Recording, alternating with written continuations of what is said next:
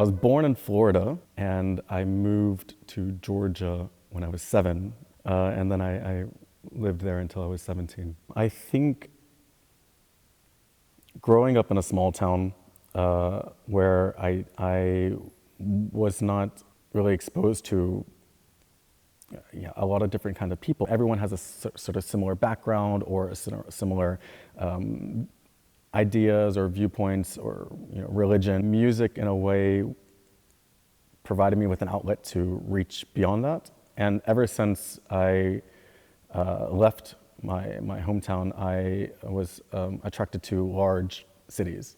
And I think part of this attraction was the different, diverse groups of people and types of people that would converge and create a community within these cities. And I think that plays into my musical interests as well, that I'm always searching for the character of a piece. And the reason why I like songs so much is because every 3 minutes there's a new character. So it's kind of like you have your own cosmopolitan city by the end of a recital.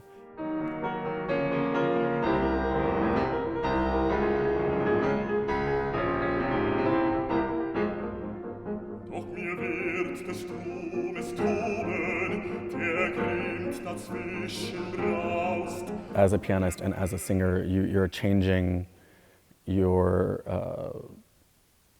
doing a 180 flip, really, each time you change from song to song. Sometimes they go in a progression and they develop slowly over time, but in many song recitals, you're quickly changing and you're quickly contradicting yourself.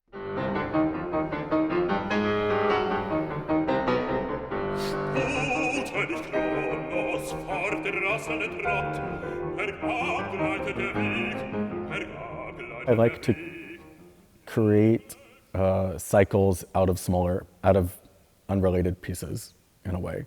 I like to push pieces together and mix and match to create a kind of narrative that I think is interesting to me and hopefully and that I would like to share, therefore, to an audience. And like, I always compare creating a program to creating a menu at a 7-course. You always want to keep people's attention. You always want to keep people interested. And therefore, you have to play with our expectations and you have to play with what we've just received. You have to juxtapose things differently while at the same time being respectful to their palate. And I like that challenge of creating new landscapes within, individual pieces. I like a bit of drama, but that can take many different forms. What does it mean to be dramatic? It doesn't just mean stormy. But I like a complex character. I like a complex character that whatever way you look at it, it's going to have a different kind of shine or a different kind of color to it.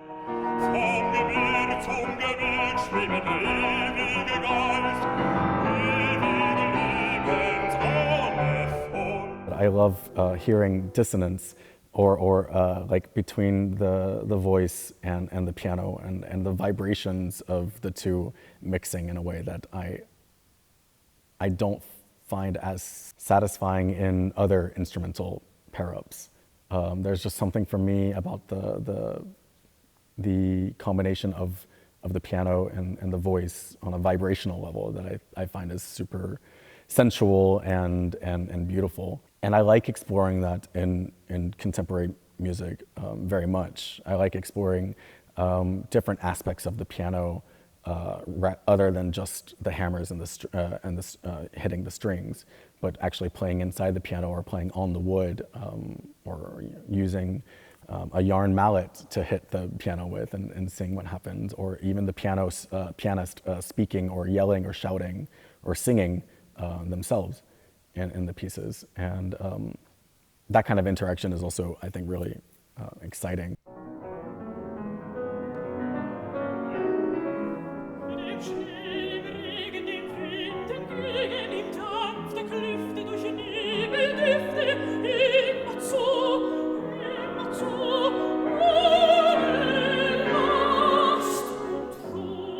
Another reason why I like song is because I'm very indecisive in general. So it leads, it lends itself well to short miniature forms and being able to play them in many different ways because you're going to play the same song with many different people. And just the fact that there's another voice with its own limitations and capabilities means that it's going to be a completely different result, and which means I will also have to play completely different. Not because I need to adapt myself to them, it's because they are going to respond differently to my calls and responses. So from the very beginning, it's a totally different piece. And I think what's interesting is not only having to tolerate it, but having to find my own voice within their presentation of it as well.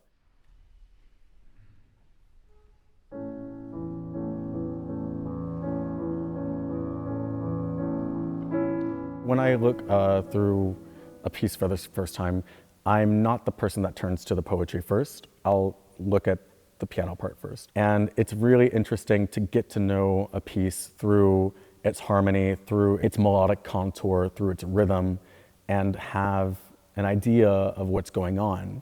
And then when you go through the piece and you actually go through the text finally, you realize, oh, actually, there's something so much more subconscious and so much that's going contrary to what you believed the music was saying. So it's actually sarcastic, or it's actually ironic, or it's actually bitter, what's happening right now in the music. The great German composers really did this quite a bit.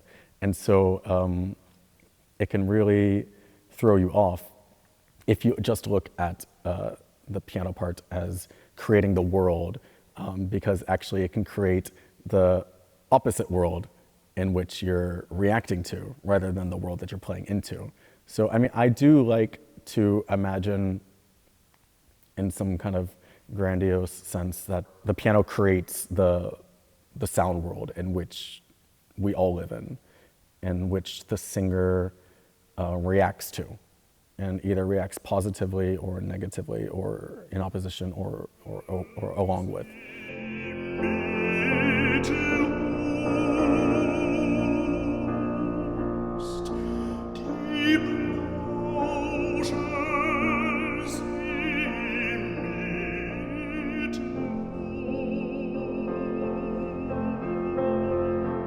And what's interesting about Schubert's piano writing, I'll talk specifically in the songs, is the complete simplicity and transparency in the piano writing, that he's able to, at the same time, play with, manipulate, and morph into different expressions, to different colors, without seemingly doing anything.